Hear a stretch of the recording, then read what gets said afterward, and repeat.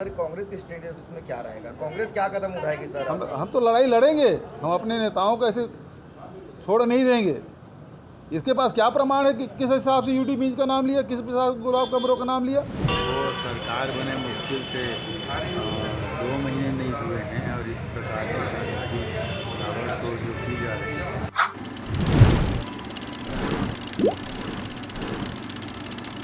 विधानसभा चुनाव में पराजित हुई कांग्रेस लोकसभा चुनाव की तैयारी शुरू नहीं कर पाई थी कि भाजपा ने फिर एक जबरदस्त झटका दे दिया है। एंटी करप्शन ब्यूरो ने कांग्रेस के कुछ पूर्व मंत्रियों, विधायकों एवं अन्य नेताओं के साथ सरकारी मुलाजिमों पर भी एफआईआर दर्ज कर लिया है। इसमें वो अफसर भी शामिल है जो कांग्रेस शासनकाल में सरकार के करीबी रहे हैं। बता दें, अभी 2 आईएएस समेत कांग्रेस के नेता अभी भी जेल में निरुद्ध हैं। अब कांग्रेस एसीबी की जांच से ही उलझ कर रह जाएगी। हालांकि कांग्रेस इसको लेकर ज्यादा चिंतित नजर नहीं आ रही है, लेकिन राजनीतिक जानकार लोग मानते हैं कि लोकसभा चुनाव की तैयारी में इसका असर पड़ेगा। बहरहाल इस मामले में पूर्व सीएम भूपेश बघेल एवं पूर्व गृह मंत्री ताम्रध्वज साहू का नजरिया क्या है, यह जान लेते हैं। 3 साल से आईटी और ईडी जांच कर रही है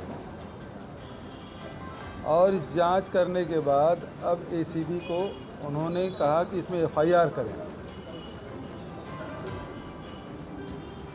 जब ईडी जांच कर रही थी, आईटी जांच कर रही थी, तब इन लोगों का न यूडी मींज का नाम था, न अमरजीत भगत का नाम था, न गुलाब कमरों का नाम था, न ही कवासी लखमा का नाम था। आज अचानक ईडी के आवेदन पर एसीबी ने केस रजिस्टर्ड किया है और सारे हमारे नेताओं के नाम उसमें लिखा गया है।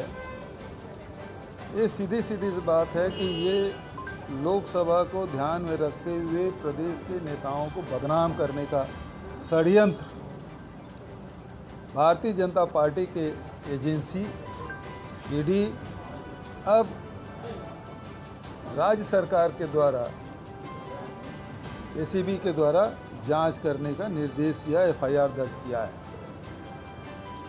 यूडी मींज का नाम आना मतलब ये बताता है कि मुख्यमंत्री कितने छोटे सोच के हैं, जबकि ईडी के किसी जांच में यूडी मींज का नाम नहीं आया है। यूडी मींज का दोष केवल इतना है कि वो विष्णुदेव साय के खिलाफ चुनाव लड़े, उनका दोष केवल इतना है और इसलिए उसका नाम आया है। मुख्यमंत्री की इतना छोटे सोच का नहीं होना चाहिए, क्योंकि एसीबी में जांच करने का आदेश मुख्यमंत्री के हस्ताक्षर से होता है। और जब ये नाम आया है, इससे पता चलता है कि विष्णुदेव साय जी इतने छोटे सोच के हैं। ये स्पष्ट है। बदनाम करने का षड्यंत्र तो शुरू से चला आ रहा है, चाहे आईटी के माध्यम से हो, चाहे ईडी के माध्यम से हो, चाहे वो डीआरआई के माध्यम से हो। लेकिन अब जब एसीबी जांच कर रही है, जब उसमें किसी नेता का नाम नहीं आया था, जिन नेताओं का नाम था, तो ईडी कर क्या रही थी? अब ईडी से बड़ी एजेंसी होगी एसीबी। इसका मतलब ये है कि लोकसभा को ध्यान में रखते हुए ताकि इनको बदनाम किया जा सके। मैं तो शुरू से ही मीडिया के माध्यम से ईडी से कहता रहा हूं कि इन्होंने कहा कि लीकर में घोटाला हुआ, राज्य सरकार के कोष में हानि हुई। तब मैंने बताया था कि रमन सिंह जब मुख्यमंत्री थे तब 3900 करोड़ का था रेवेन्यू। हमारी सरकार आने के बाद 6600 करोड़ हो गया। 1600-1800 करोड़ रुपया हर साल वृद्धि हो रही है। तो रेवेन्यू का लॉस कहाँ से? दूसरी बात, उन्होंने कहा कि 2200 करोड़ का लिकर स्कैम, जितने लोगों के खिलाफ कार्रवाई की सबको मिला के 200 करोड़ की संपत्ति नहीं बन रही है। आज तक के ये 2200 करोड़ को सिद्ध नहीं कर पाए हैं। 2 साल 3 साल से जांच कर रहे हैं। उसी प्रकार से कोल स्टे में 500 करोड़ का आरोप लगाया। सब चल अचल संपत्ति सबको जितने आरोपी बनाए सबके संपत्ति को जब्त करने के बाद 150 करोड़ नहीं पहुंचा। तो इतनी बड़ी बड़ी एजेंसियां हैं जो 2 साल 3 साल से जांच कर रहे हैं, उसके बाद भी वो संपत्ति को प्रमाणीकरण नहीं कर पा रहे हैं कि इतनी संपत्ति जब्त किया गया। तो इससे स्पष्ट है, पहले ईडी आईटी बदनाम कर रही थी, अब वो एसीबी के माध्यम से हमारे प्रदेश के नेताओं को, कांग्रेस के नेताओं को बदनाम करने का षड्यंत्र किया जा रहा है। और इस छोटी सोच के लिए विष्णुदेव साय की मैं निंदा करता हूं। सर, कांग्रेस की स्टेटस इसमें क्या रहेगा? कांग्रेस क्या कदम उठाएगी सर? हम तो लड़ाई लड़ेंगे, हम अपने नेताओं को ऐसे छोड़ नहीं देंगे। इसके पास क्या प्रमाण है कि किस हिसाब से यूटी मीन्स का नाम लिया, किस हिसाब से गुलाब कमरों का नाम लिया? मतलब आप किसी भी इज्जत उछालने के लिए आप स्वतंत्र हैं क्या? नाम दर्ज कर दो, देखो इसका नाम आ गया, यही तो करते रहे। महादेव में मुख्यमंत्री को 508 करोड़ रुपया दिया गया, प्रधानमंत्री बोले हैं यहाँ सभा में। और जिनके कहने से मनगढ़ंत आरोप लगाया गया, आज तक उसको पकड़ के नहीं ला पाए।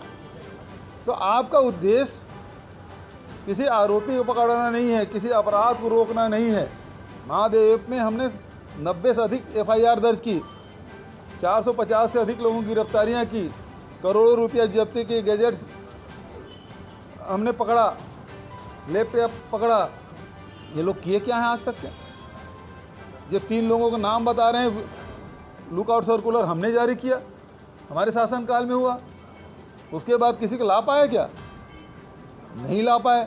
तो आपका उद्देश्य ये जितना सट्टा पूरे देश भर में चल रहा है उसके खिलाफ कार्रवाई करना नहीं है। पूरे परिवार बर्बाद हो रहे हैं सट्टा से। महादेव की बात नहीं है, आजकल तो बड़े बड़े नेता, बड़े बड़े उद्योगपति, बड़े बड़े फिल्म स्टार, उनके द्वारा प्रमोट किया जा रहा है कि इतना ये खेलो तुमको तत्काल पैसा मिल जाएगा, इस प्रकार के प्रमोशन।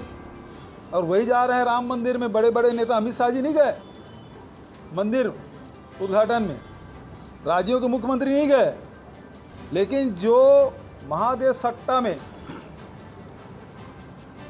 जो लोग नाचने गए थे दुबई, जब शादी हुई, क्या नाम उसका, क्या चंद्राकर, सौरभ चंद्राकर की जब शादी हुई तो जो नाचने गए थे वो अतिथि बने थे वहाँ। लेकिन भारतीय जनता पार्टी के नेताओं तक वहाँ नहीं गए।